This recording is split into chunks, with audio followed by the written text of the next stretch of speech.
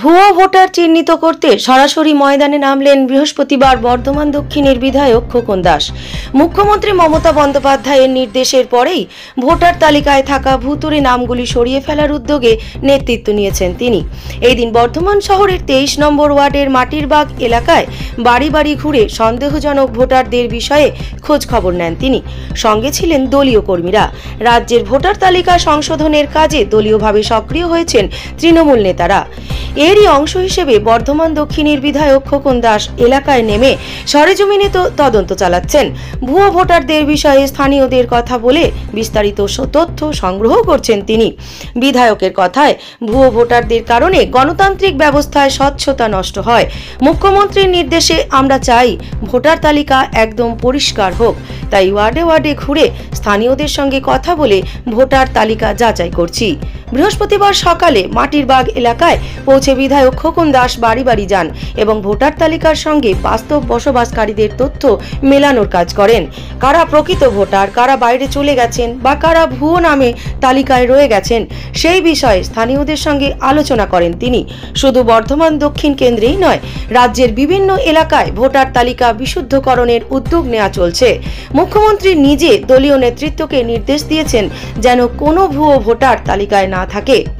সেই মতো বিধায়ক, কাউন্সিলর ও দলীয় কর্মীরা এলাকায় এলাকায় প্রচার চালিয়ে ভোটার তালিকা যাচাইয়ের কাজ করছেন।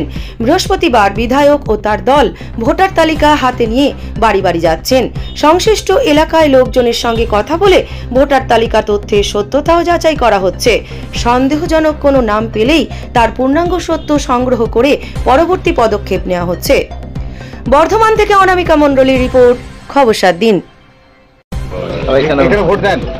একবার দুবার দিয়েছি। তাহলে দু জায়গায় আপনি ভোট দিচ্ছেন? না, আপনি ভোট এখন দিয়ে দিচ্ছি না, এখানে বিহারে ভোট কোথায় দেন? ভোট আমি বিহারে। এখান থেকে একবার মুখিয়াজিকে বলেছিলাম যে একবার কি নাম আপনার? রামকুমার চৌধুরী। কোথায় বাড়ি? বিহারে। বিহারে বেগুসরাই। এখানে কোথায় থাকে? এখান থেকে কাজ ফাজ করেছিল, এখান থেকে জায়গা নেই। রাজ্যের মাননীয় মুখ্যমন্ত্রী এবার ভোটার লিস্টে বাংলার প্রতি খুব জোর দিয়েছে, কারণ বিভিন্ন জায়গায় ভোটার লিস্ট করতে গিয়ে দেখা যাচ্ছে অজস্র মানুষের নাম ভোটার লিস্টে রয়েছে যাদের কোনো চিহ্নিত করা যাচ্ছে না। সেই সব মানুষ কোথায় আছে আমরা কেউ জানি না। তাই এবারও আমরাও চতুর্দিকে করছি, বিভিন্ন জায়গায় আমাদের দলীয় কর্মীরা, এমএলএরা ভোটার লিস্ট নিয়ে এবার বাড়ি বাড়ি যাচ্ছে। আমরাও আমাদের বর্ধমান দক্ষিণের এই 23 নম্বর ওয়ার্ডে, এটা আমাদের নন বেঙ্গলি এলাকা, এই এলাকায় আমরাও ভোটার লিস্ট নিয়ে সকাল থেকে আমরা লোকের বাড়ি বাড়ি যাচ্ছি। কিন্তু এখানে দেখা যাচ্ছে অধিকাংশ লোকের ভোটের নাম বিহারে রয়েছে, বহু লোকের নাম রয়েছে এখানে বাড়িঘরও নাই, কিছু নাই। সেগুলো আমরা সব চিহ্নিত করেছি। সেইগুলো আমরা এবার আমাদের বর্ধমানের নির্বাচন কমিশনের হাতে আমরা এগুলো সব তুলে দেব, যেগুলো আমরা পাচ্ছি ভুয়ো ভোটার, যে ভোটারের এখানে কোনো ঠিকানা নাই, কিছু নাই, অথচ ভোটার লিস্টে সেই লোকের নাম উঠে রয়েছে। তাদের আমরা কেউ চিনি না, তারা কোথায় থাকে জানি না।